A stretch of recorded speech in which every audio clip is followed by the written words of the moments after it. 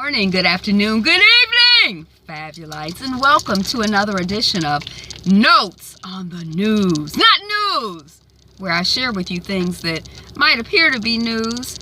If you hit the link on my Twitter feed at BeFabulousYou on Twitter, you can read the actual article and it might be news. But right now, I'm just giving you the headlines and my response, if any, to the headlines. Some of these articles I might be an expert on. The subject or the subject matter, I might have read several articles on the subject matter. I might have just read the paragraph following the headline, or I might have just read the headline. This is just me reading you the notes from my news feed, or giving you notes from my news feed. I'm Angela. The channel is BeFabulousYou. Thank you so much for clicking on the video and sticking around. Let us proceed. And that's, you can see the video vixen in the background, or you could. Now she's next to me. You can see her. That's Bella. Okay. Australians just surrendered 50,000 guns in a firearms amnesty, including a 19th century revolver used against bush rangers. What's a bush ranger? I wonder if that has something to do with the native folks of Australia. My little camera is shaking. I got the car on, y'all. It's rainy here. It's been raining all night, it seems, and it's just kind of cold and ugh. So I'm trying to like knock the chill off a little bit. So I hope it's not too loud for you. Okay. Magazines are making a surprising comeback in digital form. I remember when e-zines were like a thing, and now they're calling it digizines, like digital magazines. Miss Thing, what you doing? Hold on a second. It's literally a second for you. I dropped my phone in between the thing. I had to like dig and maneuver and engineer to get it back. This 31-year-old Japanese journalist dies holding a phone after working 159 hours of overtime in a month. And this might be the second article I've seen on the subject, but it's sort of talking about the culture of the work culture in Japan and how it's just like working overtime is normal. 159 is like 160. So 80 would be 2 weeks. So that's like 40 hours overtime in a week. That's overtime. So the person has worked 40 hours, so they're working another 40 hours of overtime. So that's like 80 hours a week. And that it's not like an uncommon thing. They even have a term for people dying of overwork. Now, I have definitely been in contexts where I worked 60, 80 hours a week, but it was not chronic, like as in something might be going on and I might have a few weeks where things were really intense and I was working a lot of hours. Or, you know, sort of at the start as I'm getting my footing, I might have worked quite a few hours. But just for that to be like a regular, ongoing, everyday, just normal expectation, for me to work 40 hours of overtime a week, or 60, 80 hours a day, or, you know, 10, 12, 14, 16 hours a day, no. But I have definitely had days here and there where I might have worked 10, 12, 14, 16 hours. But anyway, so it's just the article. I didn't read this article, but I read an article just the other day talking about the culture of overwork. 31 years old is really young to have been worked to death. You know, it was common during the different phase of the enslavement of African people in this country and throughout the world for people to die young of overwork. 31 probably would have been considered old in those times, but in these times, 31 is really young for somebody to be worked to death. So anyway, and I don't know if they're saying she had a phone in her hand, like she was making a phone call, like, okay, I gotta call this person for work, and then just keeled over and died. Rest in peace. I don't know her name, but, you know, rest in peace. Brazil nursery attack. Children set on fire in Minas Gerais. I don't know how to pronounce it, Gerais. But, so, this person who was a security guard killed, I think, 4 children or is accused of killing 4 children and an adult in a daycare center. And I don't know if, I think I might have read that the person got fired from the security guard job or something like that. But, you know, again, rest in peace. That's like the theme. I was doing a tour last night, like called Notorious 313, but it's like not really a ghost tour, but like, you know, you're kind of sharing the more sinister history of, you know, Detroit and different locations. And it's like, I was just rest in peace, you know. Yeah, so, you know, I guess when you talk about people who've made their transition, making transitions is perfectly, you know, normal. It's a part of life as I understand it. Like, we're not going to be in this life forever. You know, we come and we go. You know, those things arise only to fall. You know, that's the nature of things. Things come and they go. We come and we go. So, I mean, I don't just feel like devastated. Oh my gosh, someone died, because it's going to happen to all of us. But, you know, it is kind of like, it's sort of confusing. Like, okay, if you were working in a security guard at a nursery school, then you would think that you would have an instinct to protect the children. And so what's going on that you're setting the children on fire? Like, you were definitely in the wrong profession. I don't know if the person has made their transition too, but, you know, again, rest in peace. Okay, model Arvida Roystrom gets rape threats after an advert featured her hairy legs. So I read the article because I'm kind of interested in this whole conversation about women and body hair or expectations of women. Because when I was a child, I didn't have hair in certain places, but as I went through puberty, I'm more hairy. Now, I'm not the hairiest person. But the idea now, and I grew up in Detroit, and at the time that I grew up, I didn't really know very many people who shaved their legs. When I first became a teen, for whatever reason, probably because of she's got short shorts, probably because of Nair commercials, I probably thought about shaving my legs. So I think I did shave my legs, but it just seemed stupid to me. And it just seemed like something to do. Like, you know, oh, I see them shaving their legs on commercials. So, it didn't seem like my mother didn't shave her legs. I remember, you know, we go to the ethnic festival or whatever, and men would be like, whoa, look at them legs. I just thought that was, I don't know. So when I moved to New York, and it was like a culture of everybody shaving their leg, or women, not everybody, but women, I was kind of like, should I shave my legs? And I went through a phase where, you know, first I was shaving, then I'm like, I'm not really comfortable shaving, because I feel like, why should I shave my hair? Like, I have underarm hair, I have pubic hair, I have hair on my legs. Like, that's how God made me. That's how my body is made. It's not like I did something special to make hair. Men aren't shaving their hair. Why are women shaving their hair? Am I trying to look like I haven't gone through puberty yet and I'm a little girl? But I'm not a little girl. I'm a grown woman. So why am I ashamed of something that's just like a normal and natural part of being a grown woman? So I couldn't quite reconcile myself to be bold enough to just like show my underarm hair. So like whenever I would wear something sleeveless, I wore a lot of short sleeve things, and then I had like different little sheer jackets and little short sleeve, you know, things. And I got in the habit of wearing like a lot of long skirts.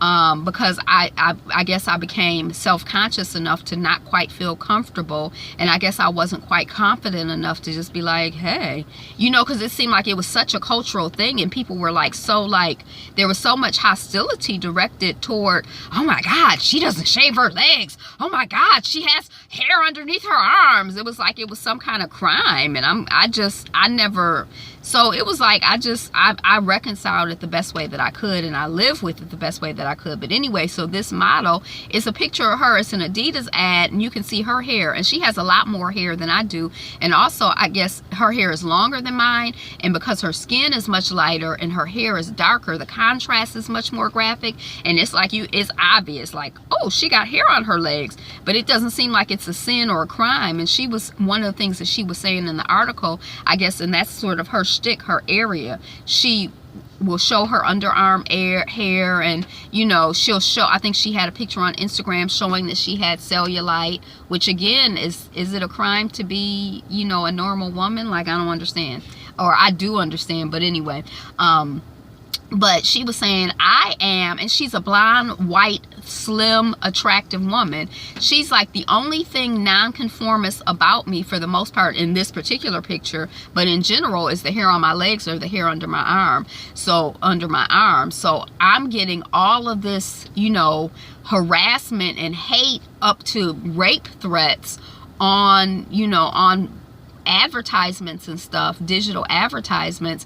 Imagine what it's like for someone who is not white, is not blonde, is not thin, is not considered traditionally attractive. You know, the only thing that I've done that's nonconformist is to have hair. So anyway, I just thought it was an interesting article.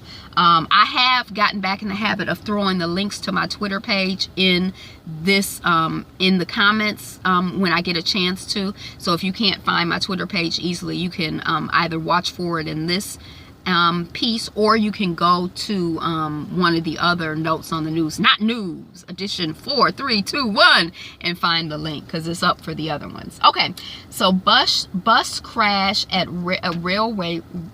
bus crash at railway crossing kills 16 in Russia. And I was just talking yesterday about these groups of people being killed, like 5 children in the nursery center. I think it's been 20 killed with Hurricane Storm Nate, or Storm Nate that's becoming Hurricane Nate perhaps.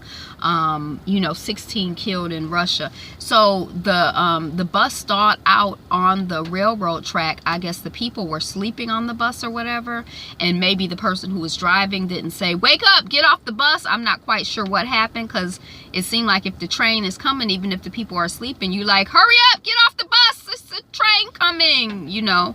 So I'm not exactly, you know, maybe just, I don't know what happened, but you know, again, rest in peace. Somebody calling me. There's this thing where they'll call you from your area code on your phone, like it'll be a spam call.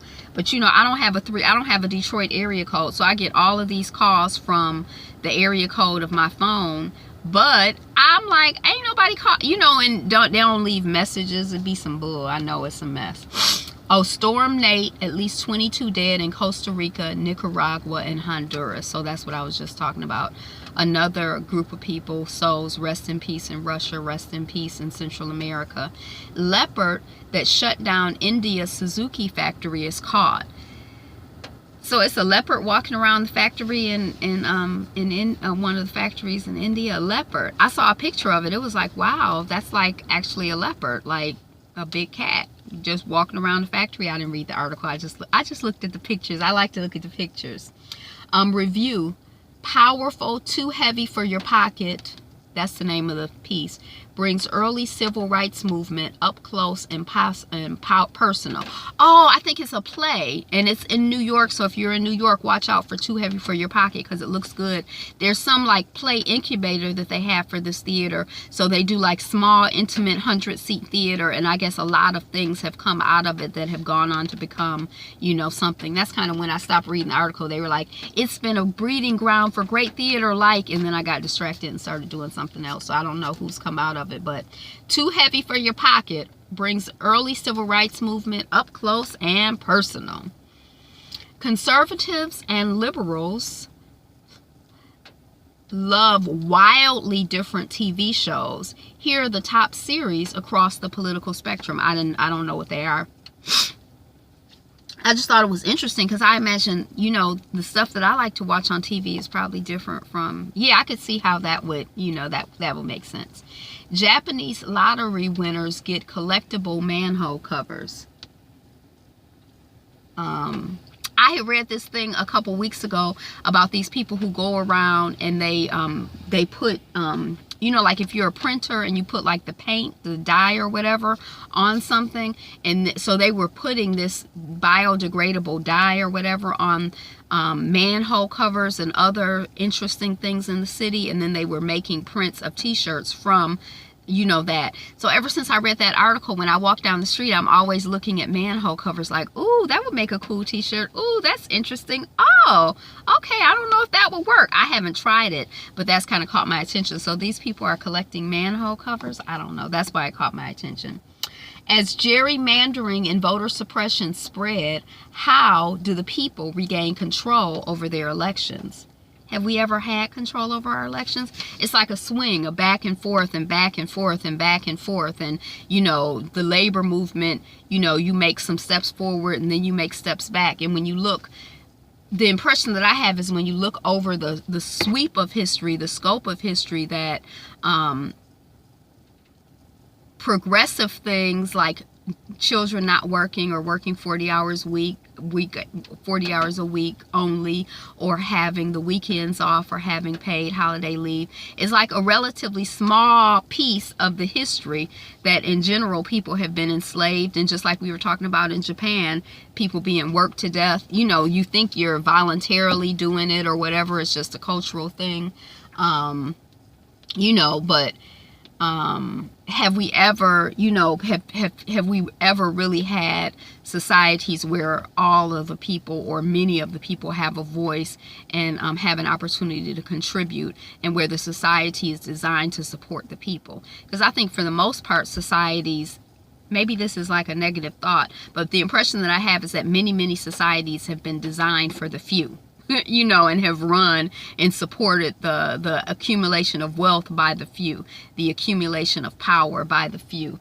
So, you know, just like this society, you know, it's designed for the 1%, or it seems to be operating for the benefit of the 1%, and forget all of the rest of y'all. Giant python. Indonesians eat huge snake after man defeats reptile. What does snake taste like? It was a big snake, that picture. The best hiking trails in Metro Detroit. Ooh, I kind of like to go hiking. I can get some cute hiking boots. That's silly. Angela, you so silly. McDonald's manager busted for dealing cocaine and crack in bags of food. So I guess if you knew the code word, or you go up to him and you be like, yeah, I want fries with the special salt on the side. And then he was a manager. I think he had been there for like 6 or 8 years, and he was dealing drugs from, that was a good cover. He might be like the guy on Power, right? He seemed like your regular schmegular Joe, and he out here, you know, he might be like a drug kingpin or something. Nella Larson, novelist of the Harlem Renaissance. I love that name. Have I read any of her work? I think she wrote something on Passing. She might have wrote the book Passing, right? A 31-year-old's death from overwork causes Japan to rethink work-life balance. We talked about that. Former Arkansas judge admits he let criminals off the hook in exchange for nude photos and sexual favors. So was he putting criminals on the hook, like, oh, she's cute, maybe I'll put her, you know, you're guilty of so-and-so, but if you give me a nude photo, you won't have to go to jail. Some people are really just disgusting pieces of boo-boo. And that's just one judge. I mean, you know, they say power corrupts absolutely, and absolute power corrupts. How does it go? But you know what I'm saying? It's like when people find themselves, when some people find themselves in positions of power, I think our integrity and our maturity as society and as humanity is low. I think there are some people who, you know, as individuals have personal integrity and morality, and even when they have an opportunity, they would do the right thing. But I think that many of us are, you know, where we are developmentally in terms of our spiritual, you know, as spiritual beings, as emotional beings, as intellectual beings. You know, if we have the opportunity to do some janky ass shit, we gonna do some janky ass stuff, some janky butt stuff. Excuse my language. The shipping waiver Puerto Rico was granted after Hurricane Maria, is expiring soon, and DHS says there's no need to extend it. DHS's Department of Homeland Security. Tropical storm Nate has already killed 17 people, threatens to hit the Gulf Coast as a hurricane this weekend. Now, this morning it was at up to 22, and I think I read in the article that also 20 people were missing. Texas prosecutor who calls 2 African-American colleagues the N-word won't resign. He like, you know, I did read the article, but it was last night. I don't remember. Women are coming forward to accuse one of Hollywood's biggest producers of sexual harassment. Here's what you should know. It's Harvey Weinstein, and it's been Weinstein, and it's been Harry or Harvey. his name was familiar when I heard it. Not like I've heard of the Weinstein Company or whatever. It's familiar. Y'all heard of it. But it was mainstream news today I was watching. India baby deaths. 8 infants die in 1 day at hospital. Oh, rest in peace, babies, and much peace to the families. Health experts warn Puerto Rico could see significant epidemics. So I think, oh yeah, yesterday at the tour we were talking about cholera and things that, you know, for the most part we think of as kind of old-fashioned diseases, or I guess maybe even, you know, underdeveloped country diseases. But we're going to be seeing more and more of those in places like Puerto Rico and the U.S. Virgin Islands. And as there are more and more disasters, Florida, you know, you're going to see more of that because people won't, the sanitation standards won't be up to par, the sewage system won't be up to par, you know, so you're going to see a lot of, we're going to see, I imagine, hopefully we won't, but more and more, you know, health issues, significant epidemics. Equifax hack shows the need for a social security number overhaul. This was talking about like when your credit card is stolen and they give you a new credit card number. When your social security number is stolen, they should give us a new social security number. They might have to increase the number of our, like how many digits. Like now we have 9 digits in our social security number. It might have to go up to 10, so there are more, 10 or 12 or whatever, so there are more numbers available. But they were talking about when the telephone went from 5 numbers to 7 numbers, and now we're up to 10 numbers, and that when they went from 5 to 7, people were like, how will we remember all of those numbers? And until we had cell phones, we used to remember a lot of numbers. I remember 2 numbers now. Does that count for anything? I made myself memorize them. Germany to investigate provenance of 1,000 African skulls.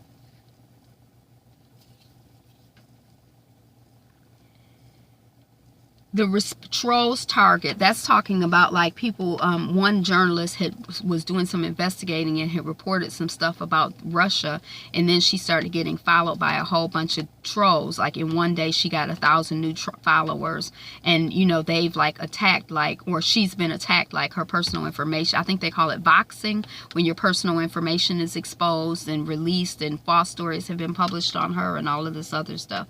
But I have had, I don't know if you've ever noticed on your Twitter, if you have Twitter, but I have noticed a lot of times I don't pay a lot of attention to who follows me because I don't have a lot to manage anyway. I don't have a big Twitter account. But here recently I have gotten, maybe in the last 2 months, maybe like 3 or 4 blonde white follower women who, when I go to their accounts, it's nothing but like no commentary, and it's like a link to a XXX site or something sexual, and I'm like, what in the world? Why are they following me? I didn't think of them as bots. But the response to health attacks at U.S. diplomats in Cuba suggests nobody knows what's going on. So there's been some sonic attack, and it's been like an ongoing thing since 2016. We heard about it about 3 or 4 months ago, and it's like Cuba is like, we don't know what's going on. The U.S. diplomats here recently have left. I think I heard some Canadian diplomats had experienced something too. They get headaches. I don't really know what's up, but it seems kind of mysterious and weird. Prince Harry may have to jump through hoops to propose to Meghan Markle, and it's not because she's American. Did I already read these? Yep, because we talked about Denny's yesterday, and when you buy a Denny's franchise, do they give you a little handbook on how to discriminate against the Negroes? So that's what I got. Thank you so much for tuning in. What interesting news stories have you seen or heard? What are you thinking about in the news today? What do you think about the news? What you hear and what you're seeing in the world around you. In the world around you. Today is the best day ever. You are the greatest. You are number 1. Thank you for liking, commenting, subscribing, sharing, blessing the world with your wonderfulness, being a blessing, receiving blessings graciously. Be you, be fabulous, you. Be you, be fabulous, you. Be you, be fabulous, you. Be you, be fabulous.